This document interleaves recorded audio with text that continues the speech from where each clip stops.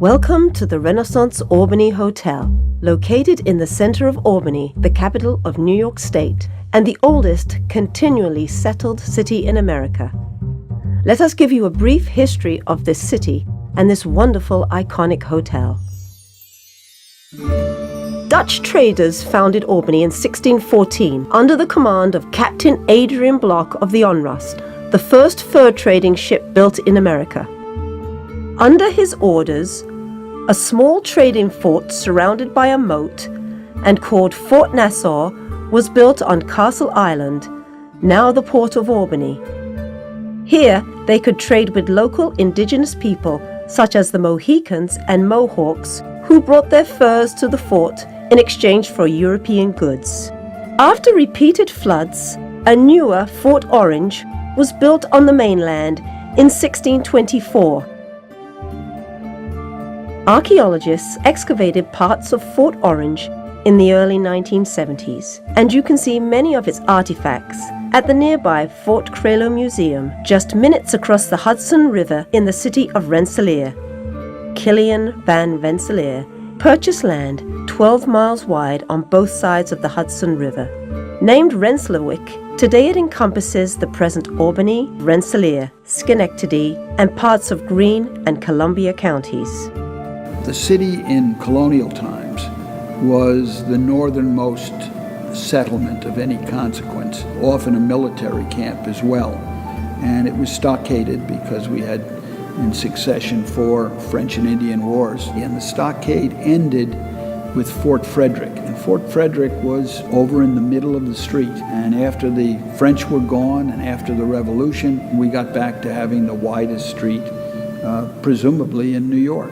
It was in Albany that Benjamin Franklin brought the heads of the 13 colonies together to form a plan of union in 1754 at the old City Hall. This was the beginning of what would later become our Declaration of Independence.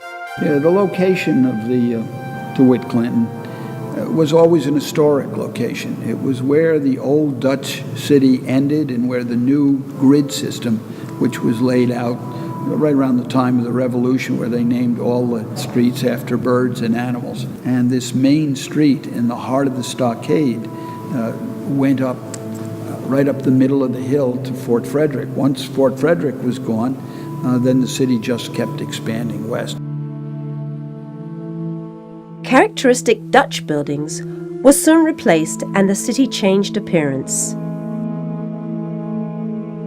Where once were hundreds of Dutch-styled homes and businesses, only a few were left by the 20th century and eventually were torn down, leaving no semblance of the earlier Dutch culture. By 1810, many stately mansions were built up to Eagle Street, and by the late 19th and early 20th centuries, these homes were converted into businesses as old Albany families moved further up the expanded city or died out. Many famous people lived on State Street, such as Erastus Corning, Mayor of Albany and first president of the New York Central Railroad that included the Mohawk and Hudson Railroad, the first steam power passenger train in America.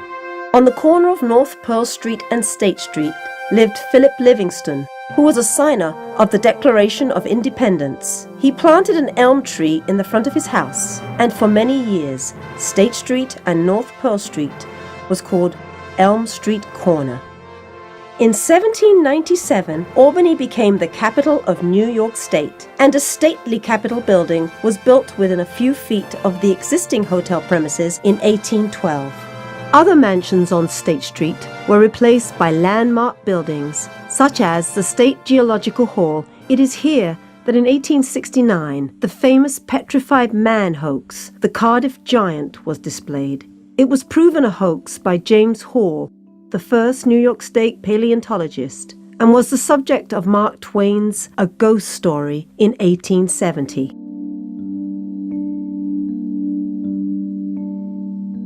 Number 144 State Street, on the corner of State and Eagle, was known as the Holland Flats. The first floor was converted to a drugstore operated by Alfred Birch Husted and Company in 1868.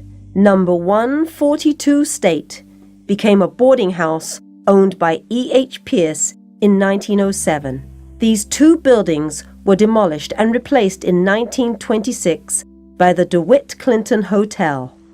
The DeWitt Clinton was designed by noted Houston, Texas architect Kenneth Fransheim. By building the DeWitt Clinton, and maybe by naming it an historic name, which shows the importance of the state of New York and the government and the governorship of the state of New York, a statement was made. It reflected the age it was created in. It reflected also a real sense of history, not only in the name of Governor DeWitt Clinton, who gave us the Erie Canal, and it's what made us the Empire State, but also just the murals depicting early Albany Dutch scenes, colonial scenes, etc. To celebrate Albany's long history, Victor White, a muralist, was hired to paint a dozen murals in the hotel lobby, representing important milestones in the city's history. The DeWitt Clinton Hotel was built between 1926 and 27 and opened in August 1927, 2 years before the Great Depression of 1929. Knott Hotels Corporation managed the hotel until 1958, where it was sold to the Manga Company. John Hyland was the first and longest-termed manager, serving for 30 years. My grandfather managed this hotel for 30 years and lived in. My father was raised here. The hotel was a big part of our family legacy. Two of my uncles worked here, and my father and mother had their wedding reception here, and my first birthday party that I can remember was in this hotel. I have many, many fond memories of the DeWitt Clinton, and back then it was a central part of Albany. It was, the leading hotel, and it's exciting to see it being brought back, because I think it will be again. The first guest to sign the hotel registry was Governor Al Smith, but the actual first sleepover was by a feral black and white kitten, which the hotel named DeWitt Clinton Jr. He wandered into the hotel in August and made himself comfortable in a fourth-floor bedroom. The kitten left on August 30th after giving up its room for a basket under the lobby desk, no doubt angry about its reduced service. I remember 1928, we were sending one New York governor to run for president. 4 years later, we sent another New York governor to be president. And Albany was important throughout the country, if not throughout the world, as it eventually would turn out. One of the earliest and more famous hotel guests arrived on March 1st, 1928. Charles Lindbergh appeared before the joint session of Senate and Assembly to advocate uniform regulation of aerial traffic. Also that year, the hotel started to broadcast big band music over WGY. In 1933, Phil Romano and his DeWitt Clinton Hotel Orchestra played regularly and recorded much of their music on several record labels. I know for certain each time that you're with me, you keep on flirting and do it openly.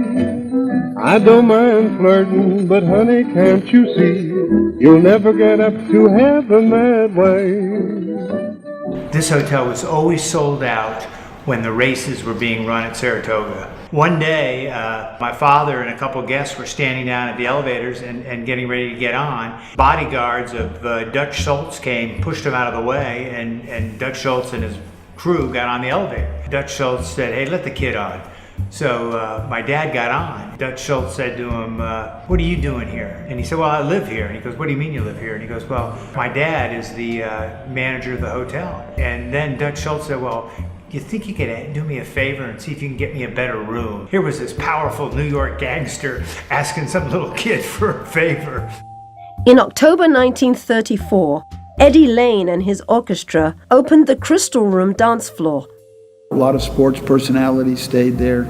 People came in from Hollywood. Liz Taylor and her first husband, Nicky Hilton, came in on their honeymoon and stopped at the hotel, as any number of politicians and celebrities over the years. Glenn Miller broadcast his Sunset Serenade radio program from the DeWitt in between performances at the Palace Theatre in Albany and Proctor's in Schenectady. Good afternoon and greetings, everybody. The National Broadcasting Company invites you to listen to Glenn Miller's Sunset Serenade.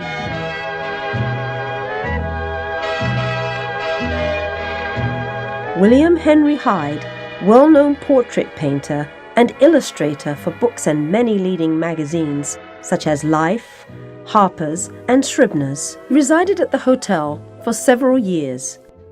On May 21st, 1928, the German-Irish Flyers of the Bremen, 3 pilots who made the first east-to-west transatlantic flight, were guests of the city. 10,000 Albanians cheered the Flyers as they rode from Union train station to the hotel. For whatever reason, the DeWitt Clinton was considered to be the Democratic hotel.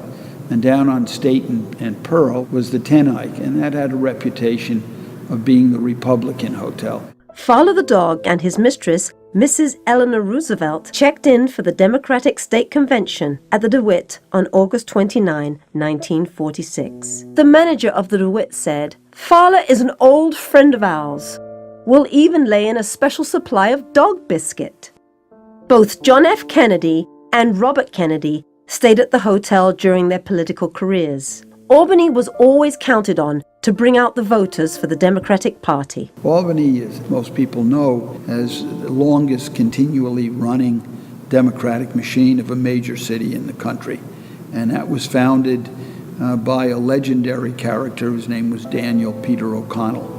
And Dan O'Connell ran the Democratic Party from 1921, which was a Democratic victory year when they toppled a very, almost equally legendary at the time, Republican machine, the Barnes machine, and established the Corning brothers and the O'Connell brothers, founded what turned out to be a dynasty of Democratic leadership, which was felt throughout the country. My grandfather got fired from the hotel sometime in the early 50s.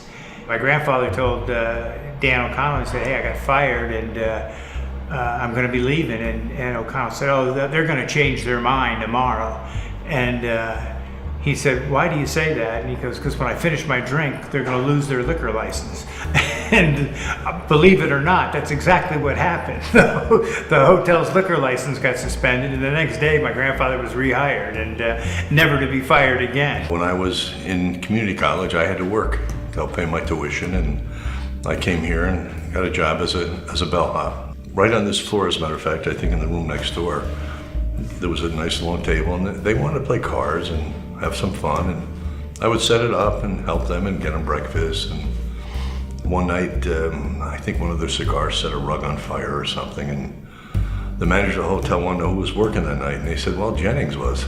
I said, "Okay, he's fired." I said, "Boy, that was a short-lived job."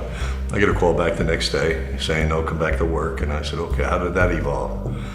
They said, "Well, someone intervened on your behalf," and I assumed it was someone across the street. There was a City Hall reporter, I knew him, Gene Weingarten, and he was a good investigative reporter. And back in the mid-'60s, there was a struggle for leadership. And one of the political parties decided that they would meet in the Crystal Room. It was secure, it was quiet, it was off premises, but it was close to the Assembly, the Senate, and their offices. And they met to decide a major leadership decision. And just before they went, they noticed that the curtains were moving. And behind the curtain was the reporter. They threw him out. And we always used to greet him and say, "Oh, hello, there's Polonius behind the curtain." Columbia Development Company purchased the hotel and 4 other buildings on State Street and began a massive restoration project to bring them back to life. The renaissance of this entire block is anchored by this brand new $50 million hotel, with the garage and the other buildings a $70 million investment. Pretty big investment for Albany, New York, but when you look at the location right across from the Capitol, it can't miss. We went to Marriott and we begged for their Renaissance flag. They usually save it for historic buildings, and there's less than 120 in the country. When the Marriott people came here, they saw what everybody else saw. The Capitol, City Hall, these historic buildings next door, and the bones of a fantastic structure. They want a story. They want the hotel to speak to people. So what better place than this building and this, this location to be able to tell a story? We're in the absolute center of the city, with the Capitol across the way, with the Great Plaza across the way, with downtown around the corner. During the process, we felt like we were in the 16th century, the 19th century, and then the 21st century. We liked picking sort of Dutch artifacts, Dutch-influenced, inspired artwork. Actually, on every single elevator lobby, we have an image of a Dutch woman, and then the water table is rising as you kind of rise up into the building, which is kind of a nice way to pay, sort of honor the Dutch heritage. In a playful way. In a very playful way. And then we mixed in our front desk pods are actually honoring the plaza and the egg, so they're kind of a shiny egg. And so it's this playful mix of old and new plaza Dutch, I think done in a pretty successful way. We're pretty proud of this project. There are definitely some images and paintings of people from the past here, because they were sort of born here and they lived here and they helped create what this is. And so we certainly can't ignore them. These are really kind of educational facilities. They're really telling people a lot more about where they are and where it's been and where it's going. So and we actually really enjoy the process of creating discovery moments for guests. Every area from this corridor to the restaurant to the lobby all has a connected but slightly different theme, mood, and emotion. Lighting really needs to be that supporting element that brings out all the other elements that are created by the other designers in the project. The colors, the textures, the materials, all of those things. Lighting is a key element to bring those to life, so it needs to be a supporting element. When this building was still in operation as Section 8 housing, it was a terrible sight to see how run down the building had become. So the upper floors were just totally reconfigured. The space that we're sitting in currently was a dentist's office. The lobby downstairs, the magnificent job that the restorers have done, the terrazzo floors, how we brought the ballroom back to life, how we created new vibrant area where the bar, this never existed. It was gone. We've been brought in to work on the murals here at the hotel. Older photos of the murals might show them very amber brown in color, but now you can see the bright tones that were originally used. We're starting out by cleaning the surface, then we're going in with some consolidation and retouch just to minimize the signs of age. The hotel rooms and common areas have been renovated to the highest standards and provide the latest amenities, including Wi-Fi for your convenience.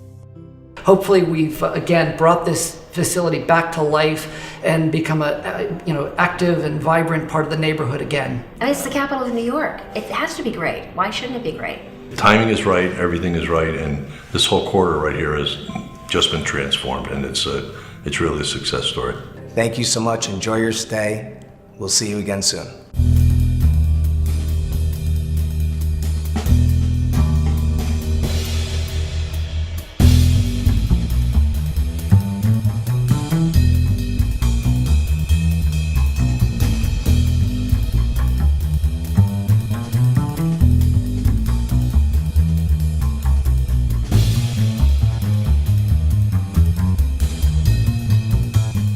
The Renaissance Albany Hotel, where history and comfort come together.